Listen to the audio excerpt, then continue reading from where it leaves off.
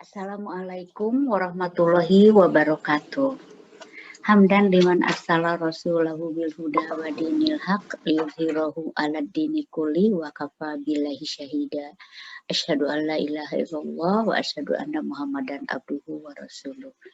Puji syukur sudah selayaknya senantiasa kita panjatkan kehadirat Allah Subhanahu wa Ta'ala atas limpahan nikmatnya, taufiknya kepada kita sekalian, sehingga kita masih diberikan kesehatan, masih diberikan usia untuk bisa melaksanakan berbagai aktivitas, melaksanakan tugas-tugas kita. Mudah-mudahan semuanya diterima oleh Allah Subhanahu wa Ta'ala sebagai amal ibadah kita. Salawat dan salam mudah-mudahan dilimpahkan kepada junjungan kita Nabi besar Muhammad Sallallahu Alaihi Wasallam. Sahabat para penggerak ekonomi syariah yang berbahagia, sebagaimana telah saya sampaikan dalam beberapa pertemuan bahwa pertanyaan-pertanyaan yang sempat dilontarkan dalam 2 kali pertemuan yang belum bisa dibahas, belum dikaji, insya Allah akan kita sama-sama bahas melalui forum ini. Dan saya memberikan apresiasi kepada para sahabat yang begitu antusias mengikuti kegiatan dan melaksanakan dan menyampaikan berbagai pertanyaan.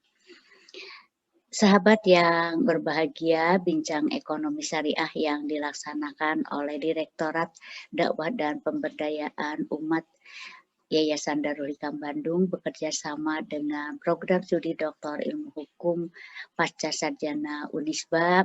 Memang ini merupakan ikhtiar kecil kami yang kami lakukan sebagai salah satu bentuk sosialisasi dan edukasi ekonomi syariah kepada masyarakat.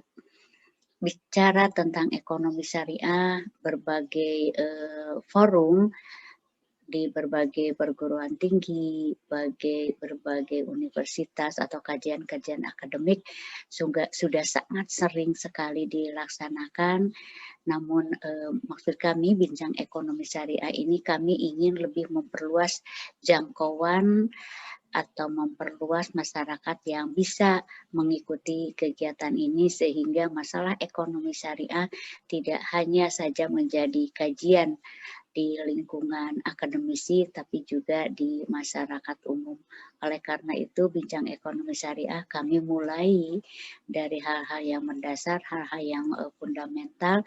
Untuk selanjutnya insya Allah mohon doanya agar kegiatan ini kita bisa laksanakan berjenjang, berseri. Kalau sekarang dilaksanakan dalam 24 kali tatap muka, selanjutnya kita akan lanjutkan di bulan Juli dan selanjutnya tentu saja dengan berbagai macam ruang lingkup ekonomi syariah yang bisa kita kaji.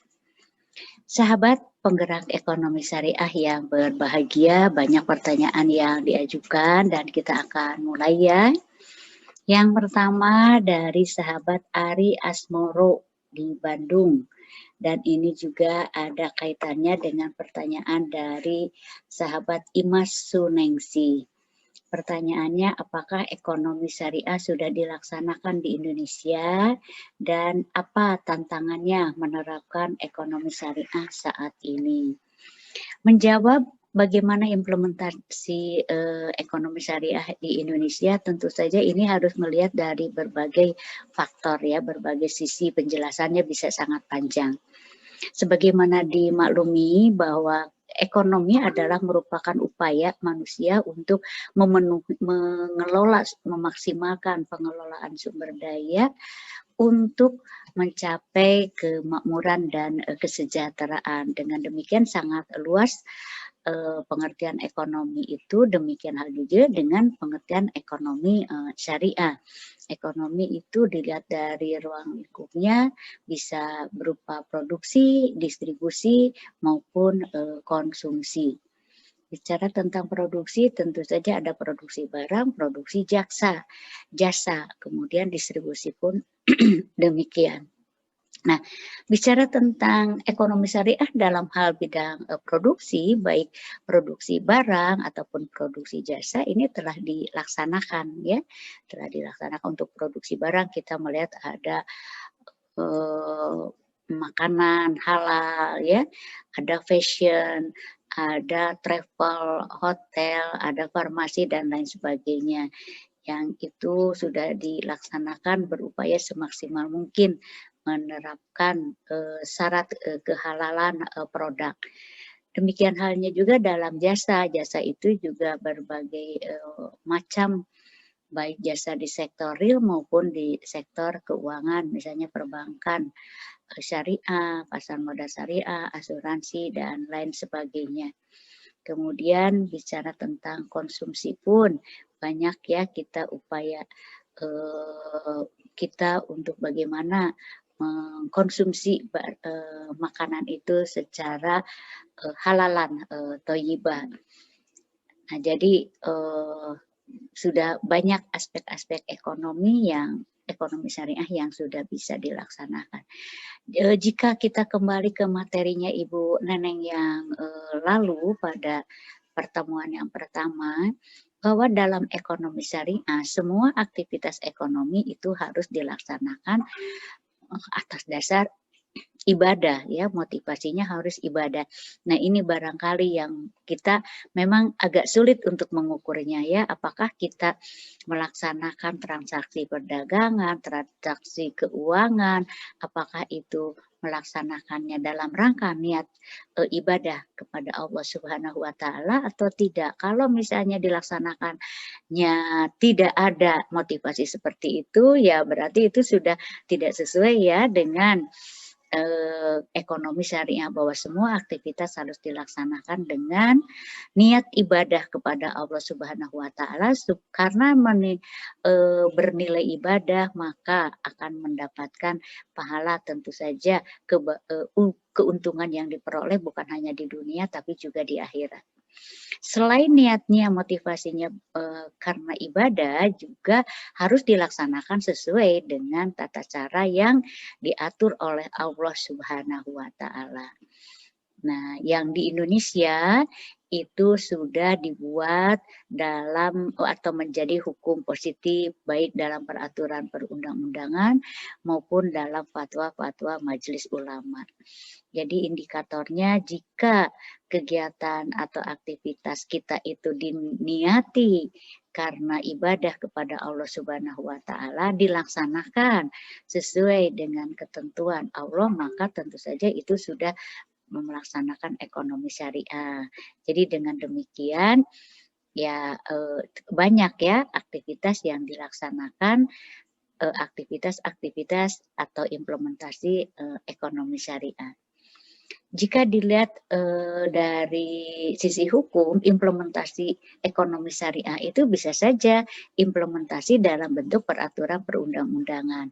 Artinya aturan-aturan, kaedah-kaedah ekonomi syariah yang awalnya, masih berupa pendapat, para fuqaha ya yang ke hadis dan, Al-Quran. Nah kemudian di Indonesia hadis, maksud kami pendapat-pendapat para fuqaha itu kemudian formulasikan dalam bentuk fatwa Majelis Ulama. Nah, fatwa DSN MUI ini memang menjadi acuan ya dalam praktik ekonomi syariah. Sebagai contoh misalnya di dalam perbankan memang amanat dari Undang-Undang Bank Syariah, regulasi,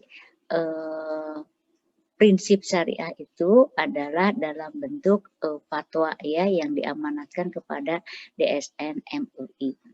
Dengan demikian jika kita telah melaksanakan, aturan-aturan atau khususnya yang hukum positif itu sesuai dengan ketentuan syariah artinya itu telah dilaksanakan. Nah, kita bisa melihat ya kan banyak sekali ruang lingkup ekonomi syariah itu baik yang bersifat komersial maupun sosial ya, seperti filantropis ya, zakat, infak, sodako ya, yang dikelola oleh berbagai lembaga, kan itu pun merupakan bagian dari ekonomi syariah, dan itu tampaknya sudah berkembang, sudah dilaksanakan di masyarakat, termasuk juga wakaf. Nah, jadi itu ya barangkali kalau ditanya apakah ekonomi syariah sudah diimplementasikan di Indonesia atau belum. Kemudian bagaimana tantangannya? Tantangan implementasi ekonomi syariah di Indonesia cukup banyak ya. Ini juga bisa dilihat dari berbagai sisi ya. Misalnya kalau dari segi hukum, misalnya kalau dari segi hukum, melihat pengertian sistem hukum yang dikemukakan oleh Lawrence Friedman, bahwa sistem hukum itu terdiri dari 3, yaitu substance, structure, dan culture, yaitu substansi. Substansi itu artinya peraturan perundang-undangan. Kemudian struktur adalah lembaga-lembaganya yang melaksanakan aturan-aturan tersebut, dan juga tidak kalah pentingnya adalah culture, budaya masyarakat. Nah, ini masih menjadi tantangan karena dari segi hukum pun, dari segi peraturan perundang-undangan pun masih banyak peraturan perundang-undangan yang dibutuhkan untuk pengembangan ekonomi syariah, tapi belum ada ya. Nah, yang alhamdulillah yang sudah ada itu berkaitan dengan lembaga keuangan itu adalah perbankan ya. Perbankan syariah sudah ada undang-undang yang khusus mengatur tentang bank syariah. Tapi untuk pasar modal, untuk asuransi, untuk pegadaian, untuk modal ventura, ya itu masih belum dalam bentuk peraturan perundang-undangan yang tersendiri ya, tapi inset di peraturan perundang-undangan yang bersifat konvensional. Nah, berkaitan dengan lembaga, alhamdulillah ya, lembaga perbankannya, lembaga keuangan non-bank, kemudian ada juga lembaga Dewan Pengawas Syariah yang harus ada di setiap usaha yang bergerak di bidang ekonomi syariah ya, baik di lembaga keuangan maupun sektoril, itu sudah ada. Berkaitan dengan penyelesaian sengketanya, untuk yang litigasi itu sudah ada pengadilan agama yang diberikan kewenangan untuk menyelesaikan sengketa ekonomi syariah. Nah, tapi berkaitan dengan penyelesaian sengketa pun peraturan perundang-undangannya masih belum, juga ada juga yang masih belum mendukung. Sebagaimana kita ketahui bahwa penyelesaian sengketa atau yang kita masuk ke dalam hukum formal ya, hukum acara, kita masih menggunakan hukum acara perdata itu yang warisan Belanda begitu ya. Nah, jadi itu sudah tidak memadai lagi, dan sekarang sedang disusun RUU hukum acara perdata. Itu pun hukum acara perdata, belum hukum acara perdata yang ekonomi syariah. Jadi ini pun masih merupakan tantangan ya. Di sisi lain juga lembaga-lembaga pendukungnya ya, mengenai kompetensi dari lembaga-lembaga tersebut, baik hakimnya, kemudian misalnya notaris yang menjadi rekanan lembaga keuangan syariah. Tentu saja notarisnya juga harus notaris yang memahami tentang ekonomi syariah, dan ini sekarang Ikatan Notaris pun sedang giat-giat ya, sedang gencar melakukan pembinaan pada notaris-notaris, walaupun sudah banyak juga ya notaris-notaris yang memang sudah memahami tentang ekonomi syariah. Di aspek lembaga yang lain, misalnya Basarnas ya, Basarnas pun masih menjadi kendala karena Basarnas hanya ada di Jakarta ya, di beberapa kota, Jakarta, Surabaya ya, di Jawa Tengah itu sudah ada. Nah, belum di semua kota. Nah, oleh karena itu juga ini akan menyulitkan bagi masyarakat pencari keadilan yang ingin menyelesaikan sengketa melalui Basarnas. Itu dari segi struktur kelembagaannya. Tidak kalah pentingnya adalah dari segi culture, budaya masyarakat, ya.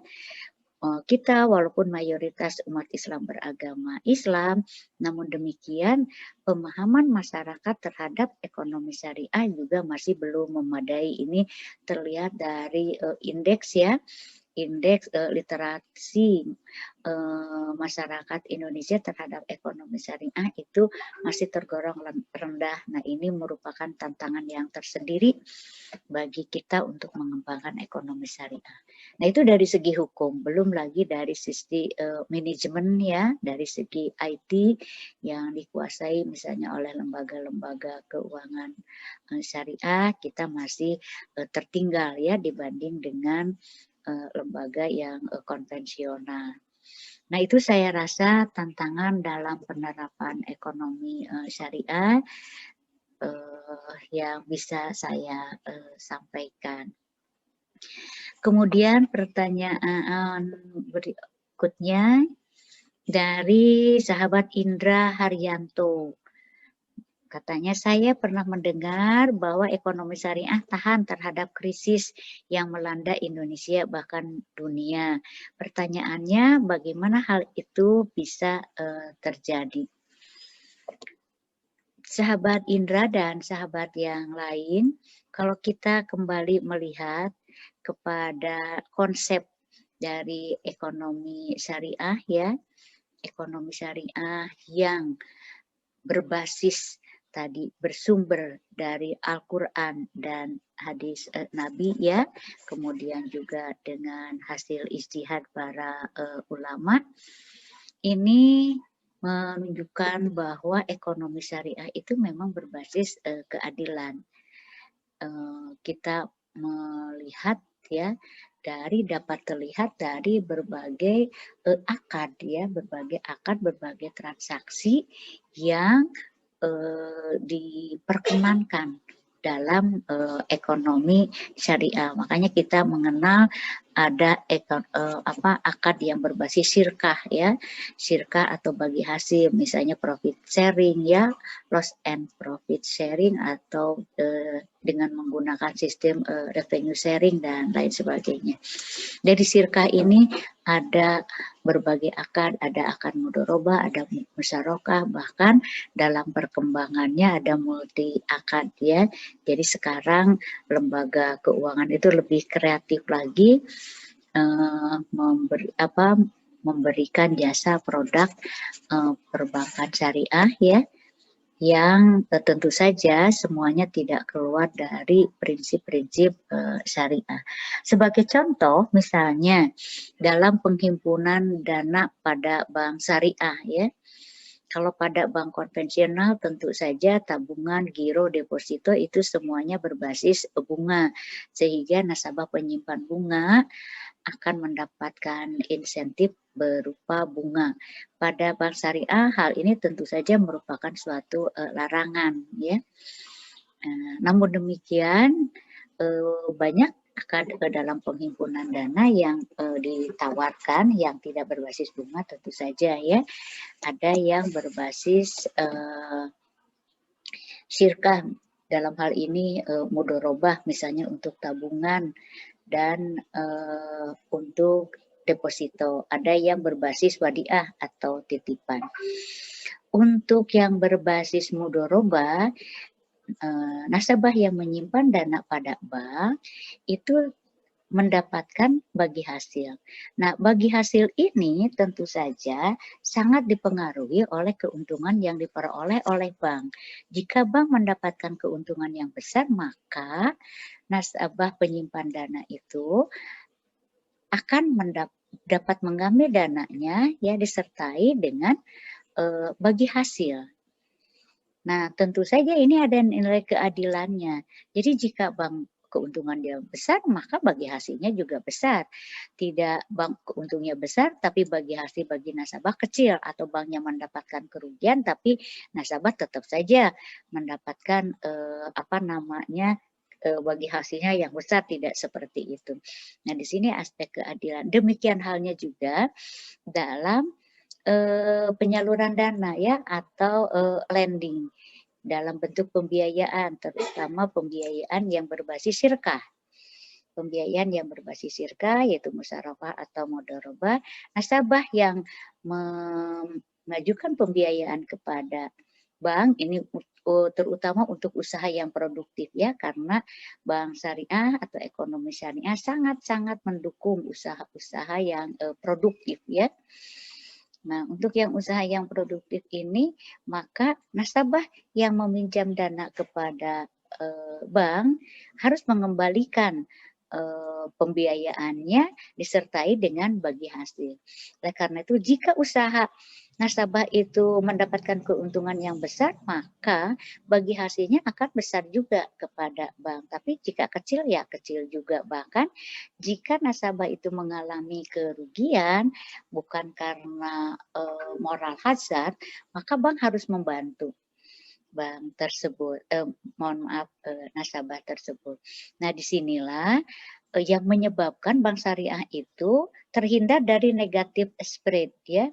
Jadi kalau bank konvensional bisa saja ya keuntungan yang diperoleh oleh nasabah penerima kredit besar, tapi diberikan bunga kepada banknya kecil ya, karena sesuai dengan yang ditentukan pada awal. Atau nasabah misalnya menderita kerugian, tetap saja harus membayar kreditnya dengan bunga yang besar. Nah, itulah yang menyebabkan negatif spread. Nah, ini yang terjadi pada tahun 98 ya, ketika kita terjadi krisis moneter. Banyak bank-bank konvensional yang kolaps ya, karena bank konvensional itu tidak menghubungkan antara sektor finansial dengan sektor real. Berbeda tadi dengan bank syariah. Nah, maka pada saat itu tahun 98 di Indonesia baru ada satu bank syariah ya, bank muamalah. Bank muamalah pada waktu itu tidak bisa mengajukan pinjam meminjam antar bank karena bank syariahnya hanya satu. Sementara kalau mengajukan pinjaman kepada bank lain harus menggunakan bunga. Demikian halnya pun kepada Bank Indonesia. Nah, tapi walaupun bank syariah pada saat itu bank muamalah single fighter, tapi justru bertahan ya di tengah bank-bank lain yang terguncang. Nah, demikian pun saat ini ya, ketika kondisi wabah pandemi saat ini, banyak bank konvensional ya yang mengalami kesulitan. Sebetulnya bank syariah juga sama mengalami kesulitan, tetapi tidak separah yang dialami oleh bank konvensional. Karena apa? Karena tadi bank syariah itu mendekatkan sektor finansial dengan sektor real. Jadi ketika menghitung bagi hasil pun jelas dari mana hitungannya ya, berbeda dengan pada bank konvensional yang berbasis bunga. Itu barangkali ya untuk sahabat Indra Haryanto. Kemudian, nah ini ada kaitannya juga pertanyaan berikutnya dari sahabat Wirya ya, dikaitkan dengan pertanyaan dari sahabat Indra Haryanto. Pertanyaan dari sahabat Wirya, maksud ekonomi Islam dilaksanakan dengan memelihara nilai keseimbangan atau tawazun. Itu seperti apa maksudnya? Nah, yang tadi ya, keseimbangan itu artinya ya ada nilai-nilai keadilan. Ya, nilai-nilai keadilan di mana terutama sebagai contoh misalnya dalam kegiatan perbankan bahwa nasabah itu adalah dianggap sebagai mitra. Ya. Ya, kalau namanya mitra, ya itu bukan berhadapan tapi bersama-sama. Beda filosofinya dengan antara kreditur dengan debitur. Kreditur dengan debitur itu kondisinya adalah berhadap-hadapan, bertentangan. Tapi kalau mitra itu tidak. Sehingga dalam penghimpunan dana misalnya pada lembaga keuangan perbankan, dalam menghimpun dana maka nasabah itu dianggap sebagai sohibul mal. Ya, nasabah yang menyimpan dana pada bank itu dianggap sebagai sohibul mal, dan bank adalah mudorib, orang yang mengelola institusi atau lembaga yang mengelola amanah dari sohibul mal. Demikian halnya dalam lending ya, penyaluran dana. Nasabah penerima dana itu dianggap sebagai mudorib. orang yang menerima amanah dari bank untuk mengelola dana bank. Dan bank pada posisi itu dianggap sebagai sohibul mal, orang atau pihak yang menitipkan dananya kepada bank. Nah, disinilah keseimbangan ya antara tadi seimbang antara penyimpan dana posisinya sebagai sohibul mal dalam funding dan seimbang juga posisi bank ketika bank itu memberikan pembiayaan sama-sama sebagai sohibul mal yang mengamanatkan dananya kepada nasabah. Jadi di sini prinsip keseimbangan. Keseimbangan yang lain tentu saja tidak hanya berorientasi kepada material saja, sehingga pada bank syariah atau lembaga keuangan syariah tidak boleh ya investasinya digunakan untuk hal-hal yang dilarang agama, misalnya untuk investasi minuman keras ya, untuk investasi trafficking ya, perdagangan orang dan lain sebagainya. Selanjutnya pertanyaan dari Taufik Ginanjar. Apakah istilah yang tepat digunakan ekonomi Islam atau ekonomi syariah di Indonesia? Iya, ya kita di Indonesia ya sangat populer sekali digunakan adalah syariah ekonomi ya, ekonomi syariah. Sementara di negara lain Islamic ekonomi, ekonomi Islam. Bahkan termasuk untuk lembaga keuangan juga ya di negara lain untuk bank itu Islamic Bank bukan Syariah Bank. Nah ini memang ada beberapa alasan ya atau pemikiran mengapa di Indonesia digunakan ekonomi syariah, tidak ekonomi Islam. Ya, mengacunya memang kepada pengertian-pengertian yuridis formal ya, peraturan perundang-undangan menggunakan ekonomi syariah. Contohnya bank syariah ya, digunakan bank syariah, tidak bank Islam. Asuransinya juga asuransi syariah. Kemudian di dalam Undang-Undang Peradilan Agama disebutkan sengketa ekonomi syariah, bukan sengketa ekonomi Islam. Kemudian berkaitan dengan surat berharga syariah, gitu ya, tidak surat berharga Islam. Nah, ini yang menjadi dasar karena secara yuridis formal digunakannya adalah syariah, ekonomi syariah, termasuk di dalam kompilasi hukum ekonomi syariah, gitu ya, yang dikeluarkan oleh Mahkamah Agung. Nah, sebetulnya secara jujur, kalau ditanya mana yang paling tepat, apakah ekonomi syariah atau ekonomi Islam? Ya, yang paling tepat sebetulnya ekonomi Islam. Karena kalau kita pahami kembali bahwa ekonomi syariah itu atau ya ekonomi Islam itu merupakan sistem ekonomi yang tidak bisa dilepaskan dari ajaran Islam. Dan kita kenal di dalam ajaran Islam ada 3 pilar ya, ada akidah, ada syariah, ada akhlak.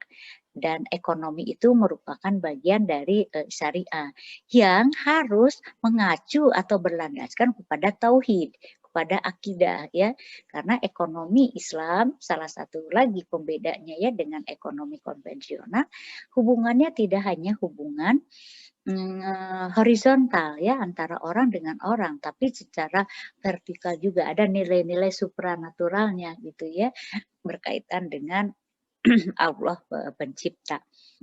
Dan juga tidak bisa dilepaskan dari aspek akhlak ya. Jadi ekonomi syariah merupakan bagian dari syariah Islam ya di bidang ekonomi yang harus berbasis mengacu kepada akidah Islam dan juga akhlak Islam. Jadi kalau ekonomi syariah seolah-olah lebih sempit ya dibanding dengan ekonomi Islam. Nah, hanya memang ini juga ada kaitan dengan sejarah ya. kadang-kadang kita berbicara tentang Islam begitu ya, dikhawatirkan kalau digunakan ekonomi Islam, dikhawatirkan itu bersifat eksklusif hanya bagi umat Islam begitu ya. Padahal ekonomi Islam atau ekonomi syariah bukan hanya diperuntukkan bagi umat Islam. Nah, ini kita lihat sendiri ya di berbagai negara ya yang penduduk muslimnya minoritas tapi ekonomi syariahnya sangat berkembang. Karena apa?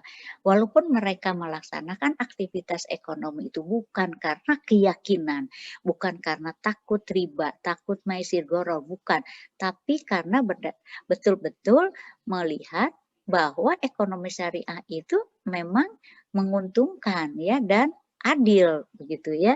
Jadi sehingga kita kenal yang seperti itu ini adalah masyarakat yang rasional gitu ya.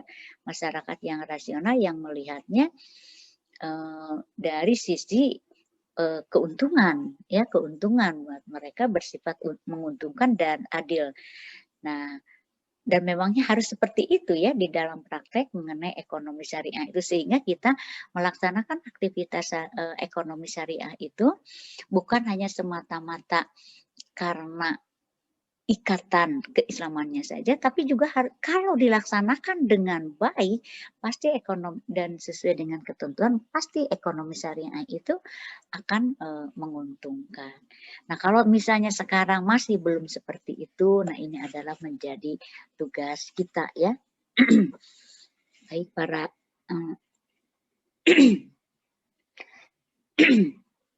para akademisi maupun para praktisi, bagaimana untuk mewujudkan bahwa ekonomi syariah itu menguntungkan. Walaupun di luar itu, bahwa dari awal pun jika kita melaksanakan aktivitas ekonomi betul-betul berdasarkan niat ibadah, tentu saja ini dijamin oleh Allah ya, keuntungannya tidak hanya di dunia tapi juga di akhirat. Kemudian pertanyaan berikutnya dari sahabat Bimo Bramantio. Pertanyaannya, kalau investasi yang sesuai syariat itu bagaimana ya? Apakah boleh menggunakan sekuritas konvensional atau sekuritas juga harus berbasis syariah, harus syariah. Nah, berkaitan dengan ukuran yang sesuai dengan syariah itu yang seperti apa itu ya. Nah, tentu saja ini kita harus mengacu merefer ke aturan-aturan ya, kaedah-kaedah dari segi fikih ya, bagaimana apa yang diperbolehkan itu. Nah, tentu saja yang harus sesuai dengan prinsip syariah. Prinsip syariah itu seperti apa? Sebagai contoh, prinsip syariah itu sudah diatur di dalam undang-undang perbankan ya, dan juga beberapa peraturan perundang-undangan lainnya. Di undang-undang perbankan, prinsip syariah adalah prinsip hukum Islam ya, yang dilaksanakan dalam dunia perbankan yang berlandaskan kepada fatwa yang dibuat oleh lembaga yang memiliki kewenangan untuk membuat fatwa tersebut. Nah, yang dalam hal ini adalah DSN MUI ya, yang membuat fatwa-fatwa.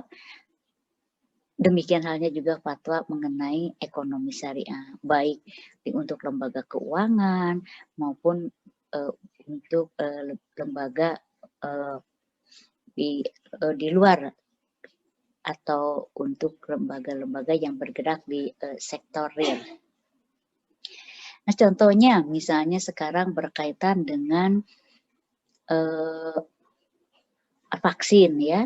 Nah, untuk bisa vaksin itu bisa digunakan kan harus ada fatwa dari DSN MUI untuk melihat dari segi kehalalannya. Demikian halnya juga makanan, obat-obatan dan lain sebagainya. Nah, di fatwa MUI itu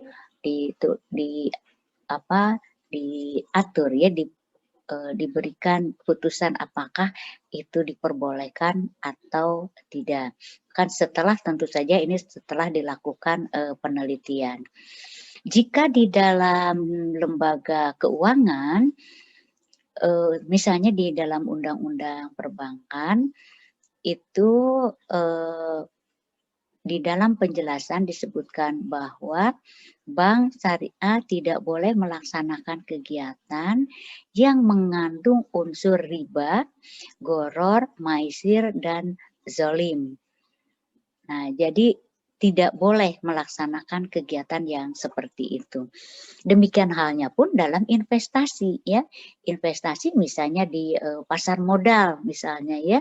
Atau demikian halnya pun ini bisa digunakan juga untuk di perusahaan asuransi misalnya. Tidak boleh ada riba, tidak boleh ada gharar, tidak boleh ada maisir, dan tidak boleh ada kezaliman. Jadi dalam investasi juga seperti itu. Nah, oleh karena itu ada sekuritas konvensional, ada sekuritas syariah, tentu saja ya kita agar terhindar dari hal-hal yang tadi ya, riba, gharar, maisir, haram, maka tentu saja kita umat Islam seharusnya menggunakan sekuritas syariah. Karena kalau sekuritas konvensional pasti berbasis bunga. Kemudian pertanyaan dari sahabat Husnan Arif. Bagaimana aktualisasi ekonomi syariah di Indonesia yang sekuler? Tahapannya, langkah-langkahnya seperti apa? Nah, kalau kita merunut ke filosofi dan konstitusi di Indonesia, sebetulnya sudah diberikan landasan yang kuat untuk pengembangan ekonomi syariah. Ya, secara filosofis Pancasila, sila yang pertama, ketuhanan yang Maha Esa, artinya semua aktivitas, semua peraturan perundang-undangan, semua kebijakan-kebijakan yang ada di Indonesia itu harus berdasarkan ketuhanan yang Maha Esa, harus berlandaskan aturan-aturan Tuhan. Demikian halnya juga tentang ekonomi, makanya ekonomi syariah itu tepat sekali ya, artinya ekonomi syariah itu adalah melaksanakan Pancasila ya, khususnya sila pertama Undang-Undang Dasar 45, mohon maaf, sila pertama Pancasila, karena berbasis ketuhanan Maha Esa, karena sumber hukumnya adalah Al-Quran dan hadis. Demikian halnya juga di Undang-Undang Dasar 45 ya, negara harus memberikan ruang ya, mendorong kepada warga negaranya untuk melaksanakan ibadah sesuai dengan agama masing-masing. Jika kembali lagi bahwa di dalam Islam aktivitas ekonomi adalah ibadah, maka negara pun harus mendorong, harus memfasilitasi umat Islam yang ingin melaksanakan ibadah di dalam bidang ekonomi syariah. Bahwa faktanya memang ya, di Indonesia digunakan ekonomi yang kapitalis ya, ini karena memang sudah begitu lama kita menggunakan ekonomi kapitalis termasuk di negara-negara yang lain. Tahapan-tahapannya seperti apa? Nah, ini menurut saya kita harus berbagi tugas ya, atau dengan berbagai cara ya. Yang pertama, tidak kalah penting, ini adalah memahamkan umat dulu. Memahamkan umat bahwa umat Islam, ya, kalau kita mengacu ke teori syahadah misalnya, ke teori syahadah bahwa setiap orang yang telah mengucapkan 2 kalimat syahadat, maka harus patuh dan taat kepada aturan Islam, harus melaksanakan ajaran Islam. Nah, demikian halnya pun dalam bidang ekonomi. Maka ini pemahaman umat Islam itu harus diberikan dulu ya, diberikan pemahaman tentang ini. Karena begini, seringkali kita, mohon maaf ya, kalau kita ada yang melahirkan ya, akikah pasti itu sesuai dengan ajaran Islam ya, jika ada umat Islam, teman-teman kita yang beragama Islam melahirkan pasti ingin akikah itu ingin sesuai dengan ketentuan ajaran Islam. Ketika menikah ingin sesuai dengan ketentuan ajaran Islam ya, sangat hati-hati sekali. Bahkan ketika meninggal pun ya pasti yang dicari adalah ustadz-ustadz gitu ya, bagaimana pemulasaraan jenazah ingin betul-betul sesuai dengan ajaran Islam. Bahkan ini terjadi masalah ya pada masa COVID seperti ini, karena protokol kesehatan misalnya seperti ini, padahal kita telah memahami bagaimana cara pemulasaraan jenazah yang beragama Islam seperti ini, sehingga kan banyak sekali ya pertentangan, ada penolakan-penolakan karena memang betul-betul ingin sesuai dengan ajaran Islam.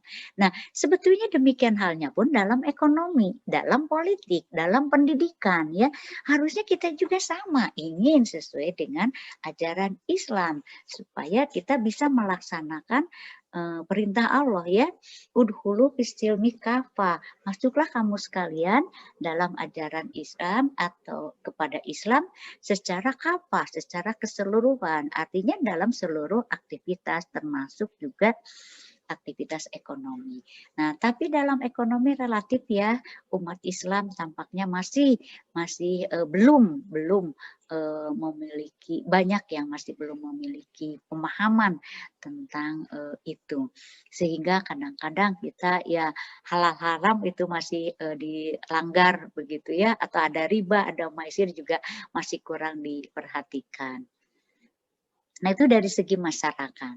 Dari segi akademisi tentu saja ini harus betul-betul dilakukan kajian-kajian ya, bagaimana supaya ekonomi syariah ini bisa dilaksanakan sesuai dengan ketentuan begitu ya, kajian-kajian, penelitian-penelitian memberikan solusi ya, karena memang tidak mudah terutama di dalam lembaga keuangan ya. Di dalam lembaga keuangan yang dulunya aktivitas dilakukan oleh pribadi sendiri misalnya ya, pinjam meminjam kan dulu sendiri ya.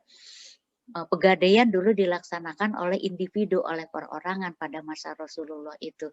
Nah, tapi sekarang aktivitas ekonomi dilaksanakan, ada yang dilaksanakan oleh lembaga keuangan. Ini kan bukan sesuatu hal yang mudah, ini perlu kreativitas ya, dengan terus melakukan kajian-kajian dari aspek Islam. Namun di sisi lain tentu saja ada aktivitas-aktivitas ekonomi yang tanpa harus menunggu aturan dari pemerintah ya. Jadi misalnya berkaitan dengan kehalalan makanan ya, obat-obatan, artinya kita bisa harus dengan cermat saja meneliti ya kan kandungan-kandungan makanan itu, kemudian kita bisa mengkonsumsinya gitu ya, dengan jika kita telah yakin dengan kehalalannya. Namun ada aktivitas ekonomi yang memang harus berbasis pada peraturan perundang-undangan. Oleh karena itu, maka di sini kita mendorong pemerintah ya untuk membuat ya regulasi aturan-aturan di bidang ekonomi syariah. Nah, di sini yang diperlukan adalah political will ya, kehendak dari pemerintah. Apakah betul pemerintah itu ingin melaksanakan Pancasila gitu ya, Undang-Undang Dasar 45 memberikan ruang, mendorong kepada umat Islam untuk melaksanakan ibadah di bidang ekonomi dengan membuat aturan-aturan yang memiliki atau sesuai dengan nilai-nilai Islam. Jadi ada kegiatan-kegiatan tertentu, aktivitas-aktivitas tertentu yang memang tidak bisa dilaksanakan jika belum ada aturannya atau ketika aturannya memang masih belum sesuai dengan ajaran Islam. Begitu barangkali ya, banyak yang bisa kita lakukan. Di bidang pendidikan juga selain tadi para akademisi melakukan kajian-kajian juga kita harus mempersiapkan calon profesional ya di bidang ekonomi syariah yang memahami ekonomi syariah.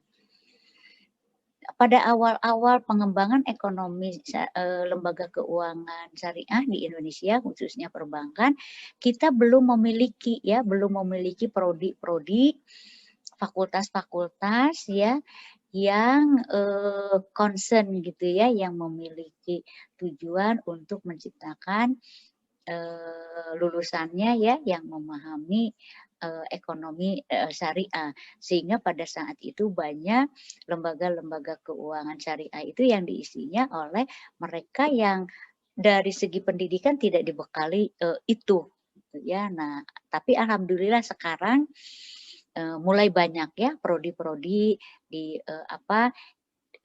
yang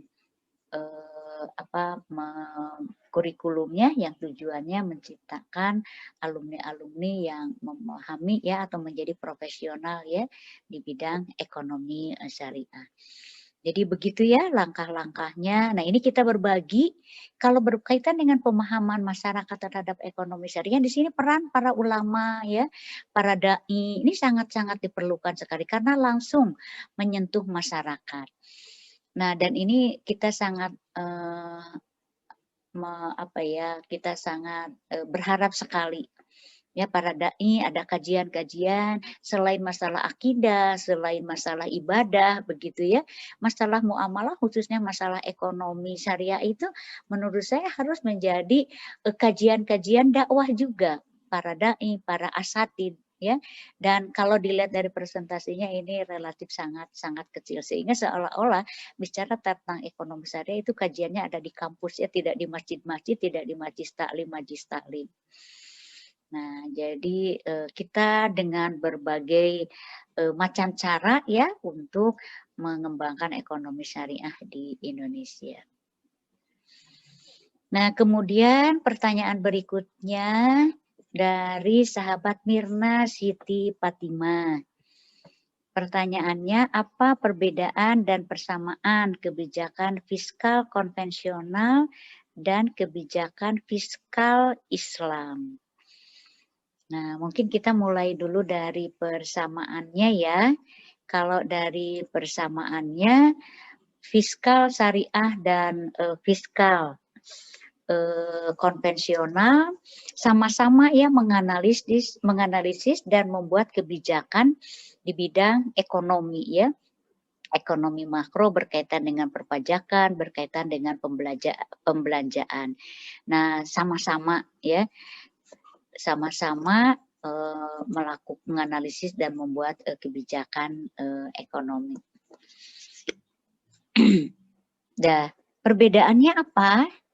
Nah, perbedaannya ini kalau ekonomi konvensional, kebijakan-kebijakan itu orientasinya adalah kepada kesejahteraan yang bersifat material, ya. Kebijakan bagaimana pengembangan infrastruktur, pembangunan usaha, begitu ya. Nah, tapi berkaitan dengan fiskal dari segi syariah, memperhatikan juga kebutuhan spiritual, ya. Jadi pengembangan spiritual, pengembangan keumatan karena Islam berbasis kepada keseimbangan ya, keseimbangan kepentingan dunianya juga kepentingan akhiratnya, kepentingan individu dan juga kepentingan masyarakat. Dan salah satu instrumen ekonomi syariah adalah peran negara. Nah, ini beda dengan ekonomi kapitalis ya yang banyak menyerahkan kepada pasar sehingga seringkali yang kuat ya bertarung dengan yang lemah sehingga tentu saja yang kuatlah yang akan menang karena diserahkan kepada pasar. Tapi di dalam ekonomi Islam ini peran negara ini sangat diperlukan untuk mengatur termasuk dalam fiskal ya, kebijakan dalam fiskal atau fiskal Islam. Jadi selain memperhatikan kebutuhan spiritual juga memiliki dimensi etik ya, memperhatikan etika ya, memperhatikan akhlak ya dalam kebijakan fiskal tersebut.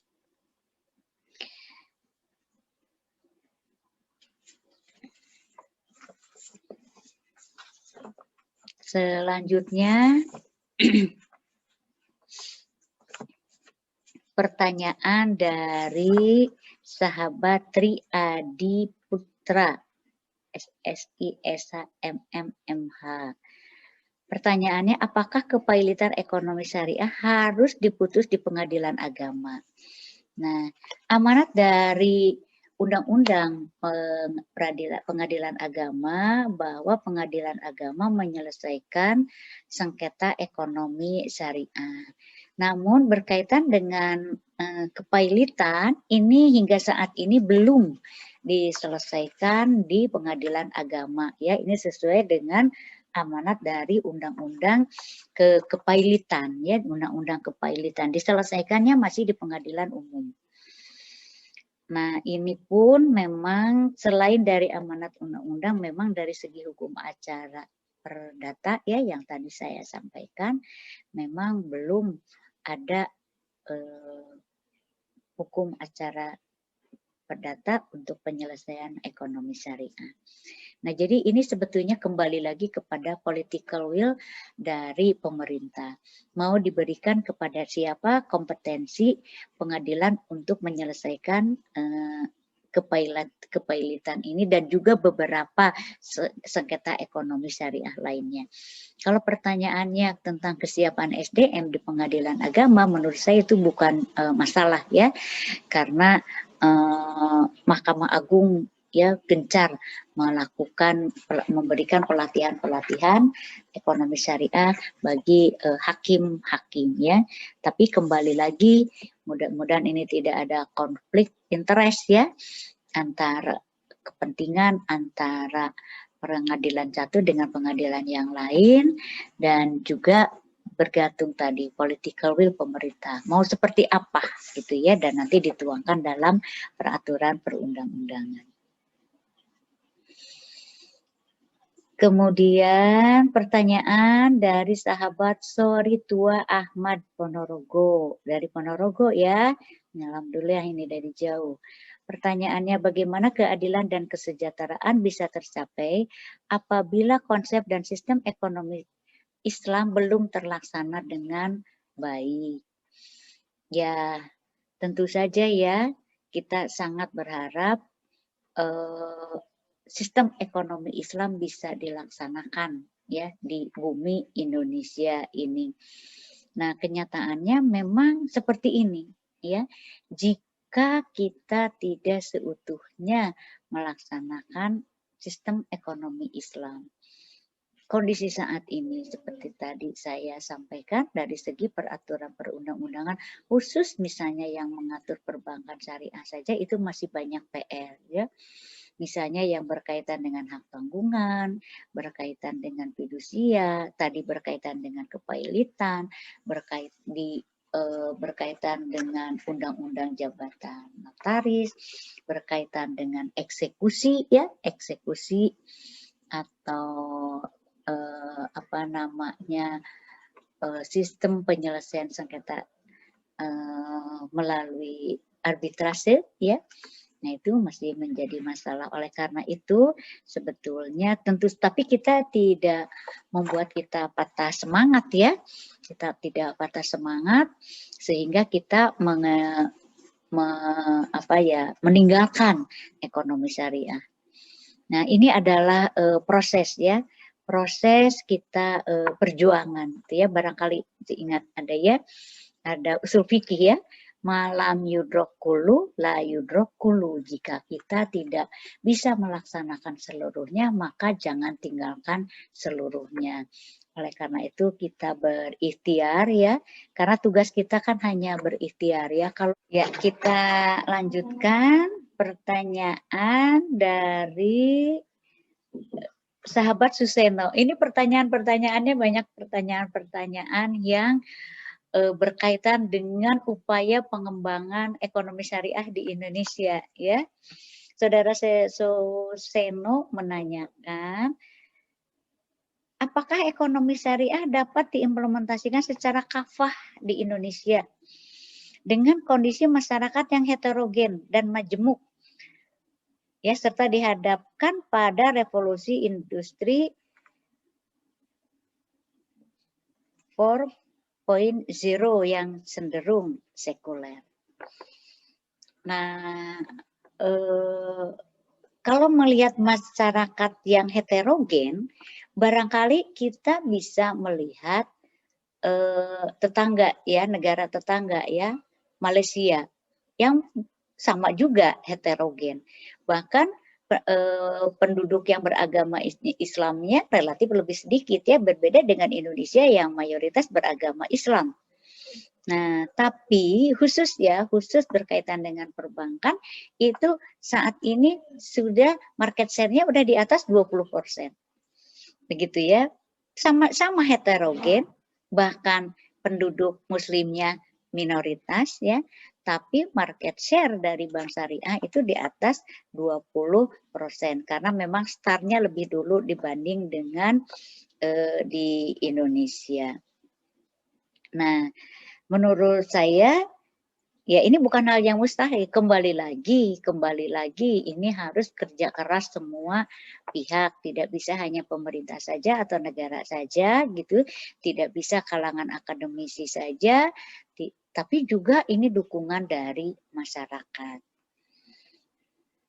Nah, dihadapkan dengan revolusi industri, nah, menurut saya berkaitan dengan revolusi industri, berkaitan dengan penggunaan IT, ya, itu karena bersifat netral, ya.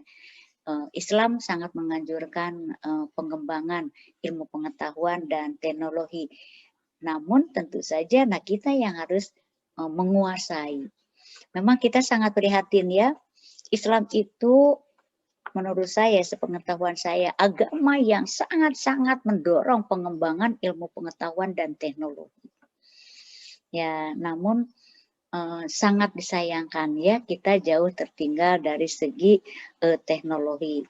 Oleh karena itu, ya, mudah-mudahan generasi kita, ya, generasi pelanjut kita bisa, ya, menguasai teknologi, termasuk nanti berpengaruh terhadap pengembangan ekonomi syariah, ya. Karena sebetulnya sekarang bukan hanya ekonomi syariah, ya, di revolusi industri ini banyak sekali kan, ya, lapangan-lapangan kerja yang terdistrak, ya. Banyak sekarang perbankan saja kan yang tadinya menyerap tenaga kerja begitu banyak, nanti hanya tinggal beberapa, ya, di perhotelan, di manufaktur dan lain sebagainya, ya. Jadi tantangan ini sebetulnya bukan hanya untuk ekonomi syariah, tapi untuk ekonomi secara umum di Indonesia. Nah, demikian halnya juga berdampak kepada ekonomi syariah, gitu, ya. Nah, oleh karena itu, ya, kita tetap harus terus berjuang, ya, menguasai ilmu pengetahuan dan teknologi.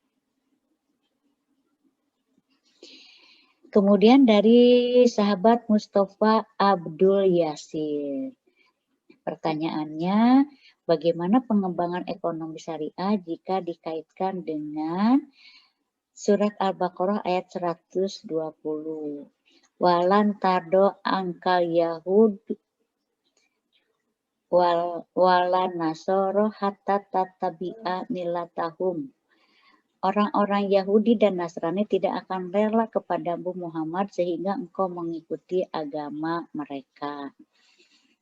Iya, ini merupakan wanti-wanti, ya, peringatan dari Allah Subhanahu wa Ta'ala agar kita selalu berjuang dan berjuang memegang erat kepada tali agama Allah, gitu, ya, karena akan banyak sekali dan akan terus-menerus tantangan dari orang-orang Yahudi dan orang-orang Nasrani karena mereka tidak rela agama Islam berkembang.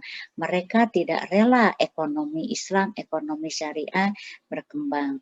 Tapi tentu saja ini menjadi tantangan buat kita ya, karena sebetulnya inna dina indallahil Islam, agama yang di sisi Allah, agama yang mulia adalah Islam, gitu ya. Demikian halnya pun dengan ekonomi syariah.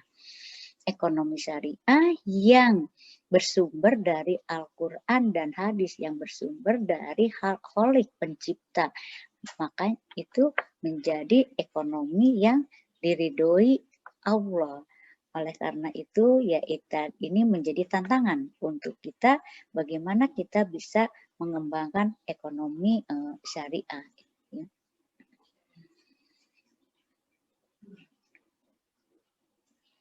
Ini hampir sama pertanyaan dengan beberapa pertanyaan sebelumnya. Ini dari sahabat Firza. Bagaimana pengenalan ekonomi Islam di masyarakat yang majemuk? Karena nilai-nilai terkandung dalam ekonomi Islam itu berkaitan dengan keimanan dan syariah Islam. Ya, yang wajib melaksanakan ekonomi Islam adalah umat Islam. Tapi bukan berarti yang non-Muslim tidak boleh, begitu ya, dari segi agama, dari segi muamalah silakan. Kita pun dianjurkan ya untuk melakukan transaksi atau melakukan kegiatan berusaha ekonomi gitu dengan yang non Muslim. Tapi yang paling utama yang diwajibkan adalah tentu saja umat Islam, begitu ya. Walaupun faktanya bukan hanya di negara-negara yang minoritas beragama Islam ya, di Indonesia pun kan Bank Syariah pun juga memberikan juga layanan ya kepada yang non Muslim. Jadi silakan saja yang non Muslim mau menggunakan jasa ke perbankan syariah atau lembaga keuangan syariah lainnya silakan begitu ya. Nah, jadi tentu saja ini yang diharuskan kalau kita tadi ingat ya kepada perintah Allah udhulu fisilmi kafah. Masuklah kamu ke dalam ajaran, ke dalam Islam itu secara kafah, keseluruhan. Maka kita umat Islam sendiri yang harus melaksanakan ajaran Islam, begitu. Apakah kita perlu merubah sistem politik suatu negara supaya sesuai dan mudah pelaksanaannya? Sistem politik suatu negara. Kalau saya secara pribadi ya tidak perlu sistem politiknya, tapi political will dari pemerintah sendiri. Kehendak dari pemerintah untuk melaksanakan untuk concern gitu ya. Concern memberikan dukungan gitu ya, memberikan support untuk pengembangan ekonomi syariah di Indonesia.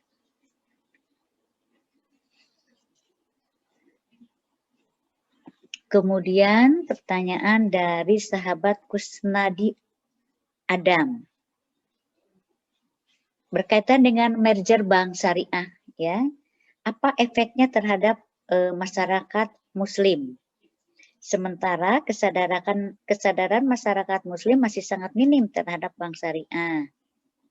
Bahkan masih ada yang berasumsi bahwa bank syariah dan bank konvensional sama saja. Nah, mengenai merger sebetulnya ini kalau kita melihat tujuan dari pemerintah melakukan merger 3 bank syariah ya, BRI Syariah, BNI Syariah, Bank Syariah Mandiri, yaitu ingin agar Indonesia memiliki bank syariah ya yang besar gitu ya, yang bisa bermain di dunia internasional. Karena selama ini bank syariah yang ada di Indonesia bermain dalam skala yang kecil begitu. Nah, ini tentu saja kurang mendukung khususnya industri ya yang memerlukan dana yang besar, sehingga seringkali untuk pembiayaan kepada bank syariah karena bank syariahnya kecil-kecil sehingga harus melakukan sindikasi dengan beberapa bank atau konsorsium. Nah, tapi jika bank syariahnya sudah besar, maka tidak perlu melakukan itu, bahkan bukan saja melayani kebutuhan di dalam negeri, tapi juga di luar negeri. Nah, efeknya terhadap masyarakat Muslim, nah, menurut saya ini bisa berdampak positif, ya, bisa berdampak positif, terutama untuk tadi kebutuhan-kebutuhan finansial yang berskala besar yang tidak bisa dilayani oleh bank syariah masa-masa lalu karena skalanya kecil, sekarang bisa terlayani. Kemudian bagaimana untuk masyarakat kecil, pengusaha-pengusaha kecil? Nah, menurut saya kan ada bank-bank syariah lainnya, kan yang di-merger itu 3 ya, 3 bank BUMN. Nah, namun demikian kan banyak juga bank-bank yang lainnya dan itu masih bisa difasilitasi termasuk juga BPRS. Jadi di sini diperlukan pembagian ya, pembagian pasar untuk masyarakat pengusaha atau yang berskala besar, di mana dilayaninya oleh bank apa, kemudian untuk usaha mikro kecil misalnya dilayani oleh bank syariah yang mana. Menurut saya seperti itu. Kaitannya dengan kesadaran Muslim masih minim ya memang ini menjadi masalah ya, mau ada merger ataupun tidak merger ya, sama saja kita perlu melakukan edukasi kepada masyarakat Muslim ya tentang ekonomi syariah. Nah, kaitannya dengan asumsi bahwa bank syariah dengan bank konvensional sama saja, nah ini sangat disayangkan ya kalau ada yang berasumsi seperti ini. Bahwa misalnya ada 1 atau 2 bank syariah yang menawarkan produknya belum 100% sesuai dengan syariah, mungkin itu mungkin saja. Namun kita tidak bisa menyamaratakan semua karena saya yakin bank syariah pun sudah berusaha gitu ya, berikhtiar untuk bisa melaksanakan prinsip syariah. Apalagi di bank syariah itu kan ada Dewan Pengawas Syariah ya, yang tugasnya adalah memastikan syariah compliant, kepatuhan syariah. Nah, ini tugas dari Dewan Pengawas Syariah.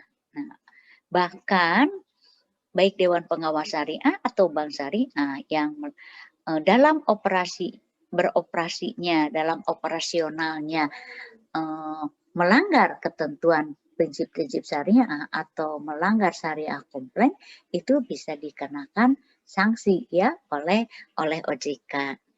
Nah, jadi itulah perlu edukasi kepada masyarakat, asumsi-asumsi ya bahwa bank syariah sama dengan bank konvensional gitu ya. Itu pun harus dihilangkan bahwa ada bank syariah yang belum seluruhnya melaksanakan prinsip syariah, itu bukan berarti semua bank syariah seperti itu. Tapi bagi bank syariah sendiri itu pun merupakan evaluasi ya, kalau memang masyarakat berasumsi seperti itu. Kalau masyarakat berasumsi seperti itu, maka ya artinya bagi bank syariah sendiri itu harus menjadi evaluasi. Jika memang bank syariah mau diminati oleh masyarakat, misalnya masyarakat sudah paham tentang ekonomi syariah, maka tentu saja bank syariah harus concern gitu ya untuk memiliki komitmen untuk melaksanakan prinsip syariah dalam operasional bank syariah.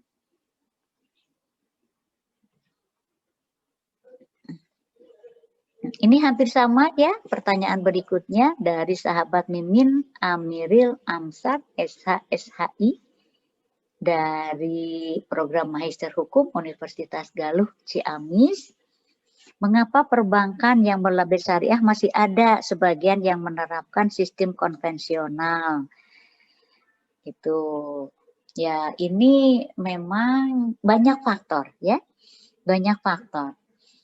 banyak faktor, baik misalnya dari SDM-nya sendiri, misalnya ada ya yang masih belum memahami misalnya tentang ekonomi syariah karena relatif ya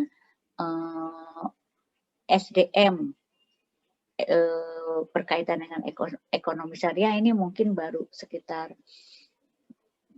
10 tahunan ini mungkin ya.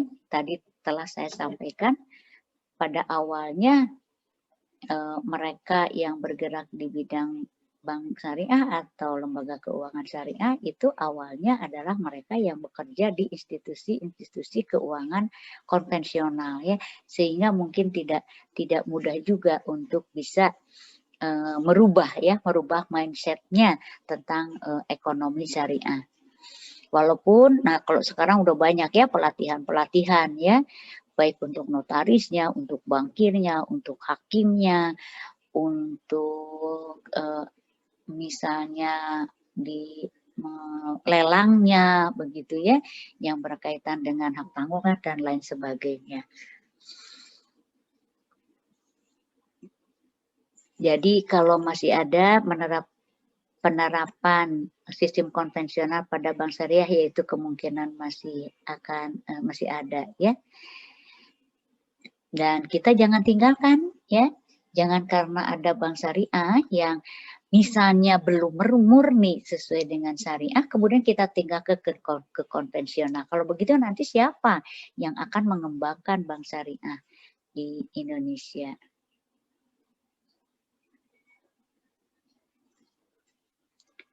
Kemudian dari sahabat Nur Izzati, oh ini sama berkaitan dengan merger ya, 3 bank syariah. Tantangan terbesar untuk kita para pelaku ekonomi syariah.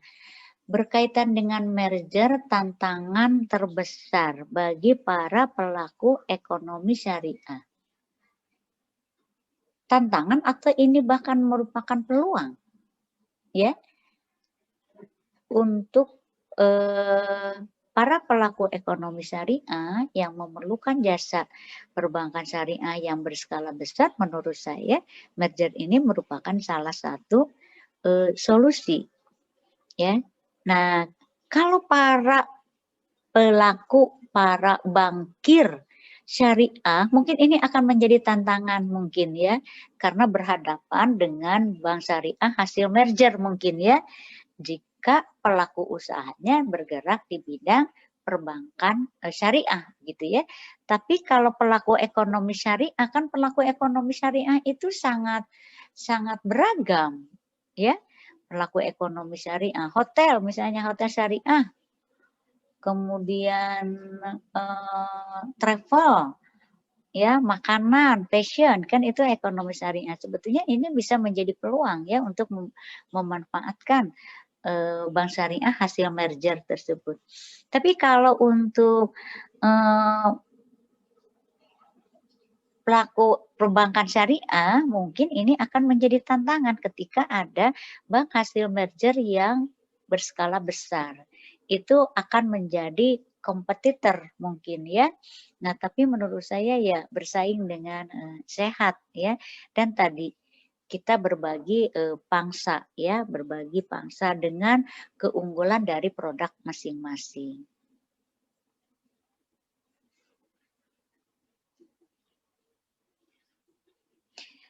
Nah, kemudian pertanyaan berikutnya dari sahabat Wawan Rahmat. Ingin bertanya tentang peran filantropi Islam dalam menyelesaikan kesenjangan ekonomi Islam. Nah, sebetulnya ini filantropi Islam ya, itu luar biasa dalam pengembangan dalam upaya menyelesaikan kesenjangan ekonomi ya. Kalau dikelola dengan baik, hanya kita sendiri melihat bagaimana saat ini potensi zakat, infak, sedekah yang begitu besar ya, potensi ziswa di Indonesia itu dari umat muslim itu sangat besar, tapi faktanya yang dihimpun saya lupa ya datanya, kalau tidak salah itu masih di bawah 20% dari potensi. Nah, ini tentu saja banyak hal, apakah dari kesadaran masyarakatnya sendiri atau dari segi pengelolaannya. Tapi menurut saya ini dari kesadaran masyarakat sendiri ya, untuk mengeluarkan zakat, infak, sodako dan wakafnya. Karena kalau kita melihat sejarah ya, melihat sejarah pada masa Rasulullah, Khalifah ya dan juga para sahabat, bagaimana itu Baitul Mal itu betul-betul bisa mendorong perekonomian umat ya, perekonomian negara. Ya banyak berbagai fasilitas sarana umat itu disediakan melalui atau Baitul Mal ya, sehingga hampir pada masa-masa itu hampir ya kita melihat, saya lupa ya khalifah siapa itu, hampir sulit untuk melihat jalan yang berlubang gitu ya. Semua pendidikannya, kesehatannya, semua itu didanai dari Baitul Mal ya, yang dihimpun dari zakat, infak, sedekah dan wakaf gitu ya, bisa membiayai seluruh kebutuhan negara. Dan pada masa-masa itu kita bisa melihat bahwa umat Islam itu untuk menyalurkan zakat itu justru agak susah ya. Menyalurkan zakat, infak, sedekah itu agak susah. Banyak bahkan yang menolak. Walaupun kata kita mungkin bisa mereka masuk dalam kategori miskin, tapi memang ditanamkan selama masih bisa makan, maka saya tidak memiliki hak untuk mendapatkan zakat atau untuk menjadi mustahik. Inginnya jadi muzaki semua gitu ya. Nah, dan disinilah peran pemimpin Islam ya pada masa itu, sehingga sahabat Sayyidina Umar bin Khattab ya mengatakan bahwa saya sangat-sangat khawatir ada unta yang terperosok di jalan gitu ya, karena kalau ada unta yang terperosok di jalan maka bagaimana saya mempertanggungjawabkannya kepada Allah Subhanahu wa Ta'ala. Itu unta, binatang. Kalau sekarang ya kita banyak orang yang terperosok, terjerembab karena banyak jalan-jalan yang berlubang, ada galian tidak diperbaiki lagi, ada bekas saluran telepon atau apa tidak tidak diperbaiki, bahkan ada sungai misalnya yang tidak diberikan penghalang sehingga menimbulkan korban dan lain sebagainya. Itu hal-hal yang seperti itu yang itu berkaitan dengan tugas negara, sekarang banyak sekali terjadi seperti itu dan rasanya ya biasa-biasa saja ya. Tapi kalau melihat ke dulu para khalifah itu sangat-sangat khawatir sekali karena itu merupakan amanah dari kepemimpinan, itu adalah amanah yang harus dipertanggungjawabkan. Nah, jadi menurut saya ini memang juga tetap juga merupakan pekerjaan besar juga untuk kita, bagaimana kita menyadarkan umat untuk melaksanakan kewajibannya ya, dalam kewajibannya berupa zakat, infak, sedekah, wakaf, sehingga jika ini bisa terlaksana, ini bisa menyelesaikan kesenjangan.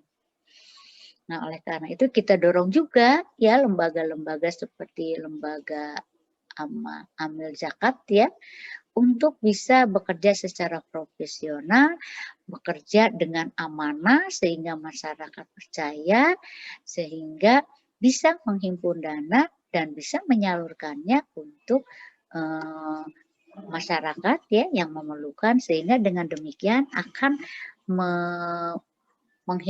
kalau sampai hilang kemiskinan itu kan tidak mungkin ya, itu sudah sunatullah. Tapi meminimalisir, menekan angka kemiskinan atau menumbuhkan ya seperti pada masa-masa yang lalu miskin tapi dengan miskin pun tidak mau masuk dalam kategori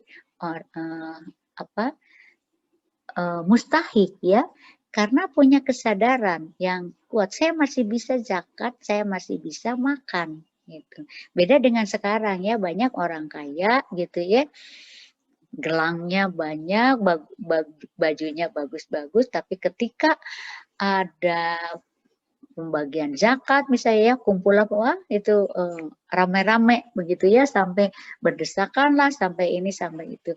Nah ini juga berkaitan dengan apa namanya, pemahaman ya, pemahaman umat Islam. Ini yang terakhir dari sahabat Gazi Triyatno, bagaimana pendekatan pemberdayaan ekonomi masyarakat dengan pendekatan makosid syariah. Nah ini pendekatan pemberdayaan ekonomi masyarakat dengan pendekatan makosid syariah, ini menurut saya ini pendekatan yang sangat komprehensif gitu ya. Karena makosid syariah yang memelihara hifdzuddin saja ya, memelihara agama. Dengan kita memberdayakan masyarakat, masyarakat menjadi berdaya, masyarakat tidak apa namanya yang miskin begitu ya, akan diminimalisir, karena kita tahu juga kan kefakiran akan mendekatkan kepada kekufuran. Kenyataannya kan memang seperti itu ya. Banyak orang yang rela menjual akidahnya hanya karena itu ya, iming-iming uang. Oleh karena itu dengan pendekatan agama ya, dengan pendekatan ekonomi ini insya Allah bisa ya meminimalisir kristenisasi gitu ya, gerakan-gerakan pemurtadan. Nah, karena memelihara agama, maka tentu saja harus dilaksanakannya ya sesuai dengan ketentuan agama, gitu ya. Bagaimana agama mengatur mengenai ekonomi ini. Pendekatannya dengan pendekatan agama, kemudian juga untuk memelihara akal, tentu saja dengan pengembangan ilmu pengetahuan dan IT-nya ya, teknologinya. Nah, karena memang tidak mudah ya, atau perlu pemikiran inovasi produk, perlu pemikiran berkaitan dengan misalnya akad-akad ya, transaksi-transaksi yang misalnya akad mudharabah pada masa lalu, pada masa Rasulullah seperti ini, dengan kondisi seperti ini, apakah masih tepat atau tidak? Bagaimana kita ingin mengembangkannya? Begitu ya, sesuai dengan tantangan, namun dengan tidak bertentangan terhadap prinsip-prinsip syariah, itu ya.